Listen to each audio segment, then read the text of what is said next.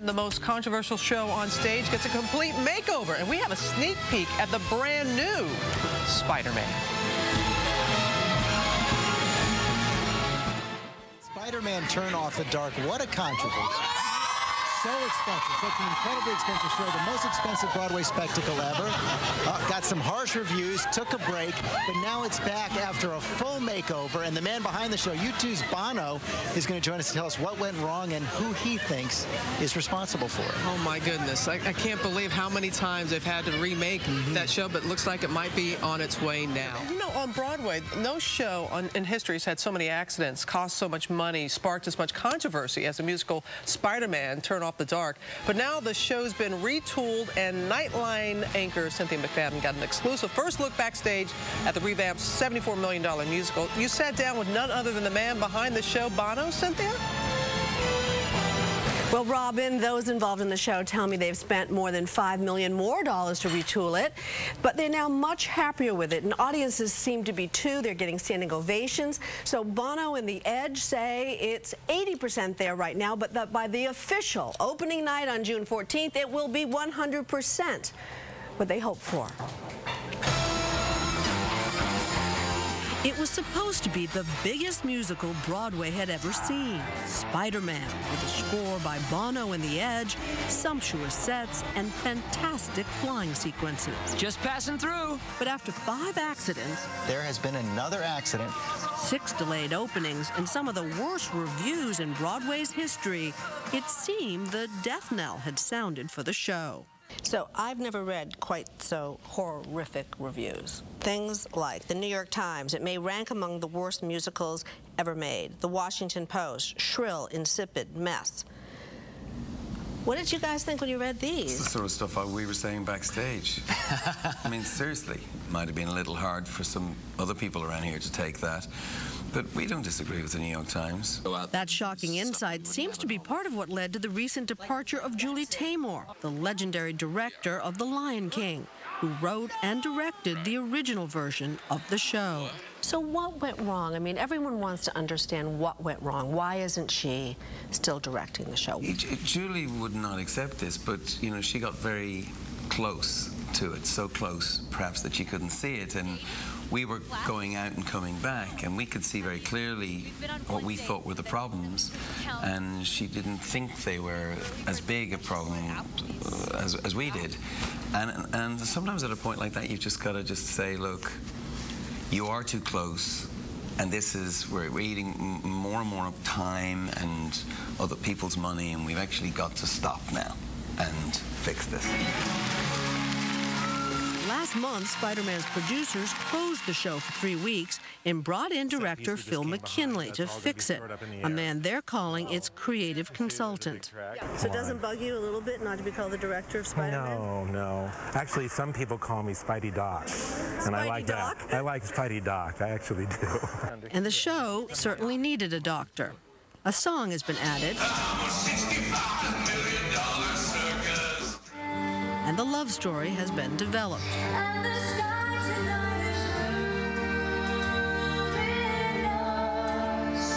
Well, you know, the last version of Turn Off the Dark had a lot of magic and mysterious stuff. It was beautiful, actually, in so many ways. It didn't cohere.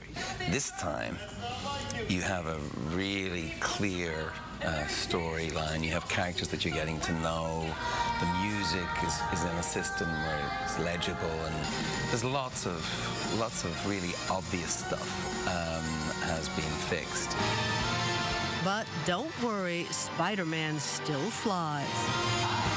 This is Chris Tierney, who nearly died when his harness wasn't properly tied off. I wear like an Under Armour suit. But he's back, and he's airborne. In fact, the whole show seems to fly now. Well, in fairness to Julie Taymor, Bono and The Edge told me that they still consider the original director one of the greatest creative talents of all time, Robin, and that ultimately the success of the show, if it is successful now when it reopens, will be also a tribute to her. We asked Julie to comment, and she declined. How is the relationship now with all of them? Well, you know, it's hard. They were all really close friends, and I asked The Edge and Bono. They said they haven't talked to her for a bit, but they are going to invite her to opening night. Oh, that's great. And you have seen it before and after all the changes. What do you think? I have to say I loved it time two. Oh, all right. Loved it. Well, have a great weekend. You We'd love that you too. brought it to us. And you can see all of Cynthia's report tonight on Nightline after your local late news. And take two. After that streak of heart-stopping falls, the one-time Spider-Man who plummeted and survived, the show is now a go, and we're on the set tonight. From ABC News headquarters, this is ABC World News with Diane Sawyer. Reporting tonight, David Muir.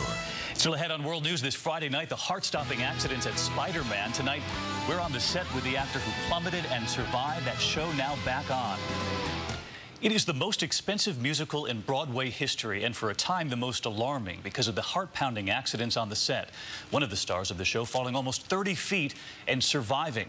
Well, they are now trying to hit the reset button, promising it's now safe. And Nightline's Cynthia McFadden went behind the scenes. With those spectacular stunts and that comic book past, $65 million circus. Spider-Man was supposed to be a mega hit. But plagued by 5 serious accidents, 6 delayed openings, and some of the worst reviews in Broadway history, it seemed a few months ago as if the death knell had been sounded for the super expensive musical. So I've never read quite so horrific reviews. Things like the New York Times, it may rank among the worst musicals ever made. The Washington Post, shrill, insipid mess. What did you guys think when you read these? It's the sort of stuff we were saying backstage. I mean, seriously, it might have been a little hard for some other people around here to take that, but we don't disagree with the New York Times. And so, 2 months ago, the original director was pushed out. The producers closed the production for 3 weeks in order to rework the show. This time, you have a really clear storyline. You have characters that you're getting to know. One thing that stayed the same, spectacular flying sequences like these. How fast are you going when you're flying? Probably about 40, 45 miles an hour. Hard to believe it was only December when Chris Tierney had a life-threatening accident, falling 30 feet below the stage. I broke 3 vertebrae, 4 ribs, my skull, my scapula, and my elbow. You got some pretty good scars out of it, I hear. Tierney's recovery seemed to have been much faster than the show's, although the newly minted Spider-Man opened for a new round of previews last week to a standing ovation. Producers hope it's a sign that, like Chris Tierney, Spider-Man's back and better than ever. Some harrowing moments. They think they're almost there here. They really do, David. Bono says that he feels the show is 80% fixed now, but promises it's going to be 100% by opening night, June 14th. It's been a long, expensive road. Well, Cynthia, we'll all be watching Nightline tonight. You told me you're going to be revealing even more secrets from behind the scenes of Spider-Man. That's Nightline after your local news. Plus, Spidey 2.0.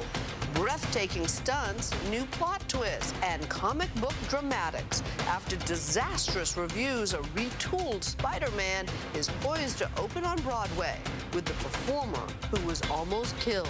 We meet him and composers Bono and The Edge, who insist that now it's spectacular. From the global resources of ABC News, with Terry Moran, Cynthia McFadden, and Bill Weir in New York City. This is Nightline, May 20th, 2011. It's a legendary comic book tale. The teenage whiz kid, Peter Parker, is bitten by a radioactive spider and he turns into a beloved superhero, Spider-Man. But last fall, when the musical version of Spider-Man previewed on Broadway, it was plagued with problems. Performers were seriously injured. Reviews were dreadful.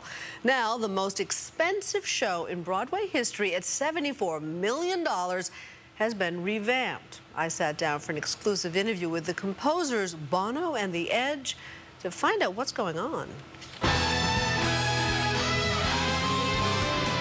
It is death-defying stunts like these that make Spider-Man one of the most anticipated Broadway shows in recent memory. How fast are you going when you're flying? Probably about 40, 45 miles an hour. Chris Tierney is one of those flying Spider-Men. Wow, bravo! Right. As thrilling as it is to watch from the audience, it's even more fun to watch it from up here.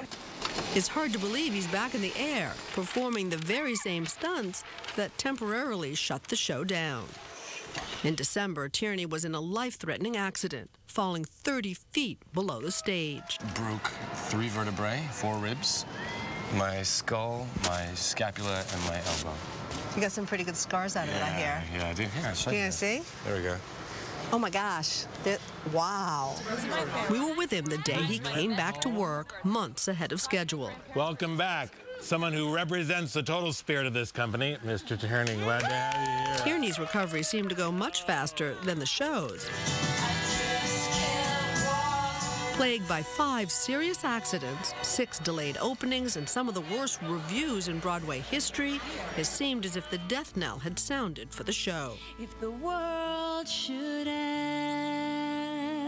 So I've never read quite so horrific reviews. Things like the New York Times, it may rank among the worst musicals ever made. The Washington Post, shrill, insipid mess.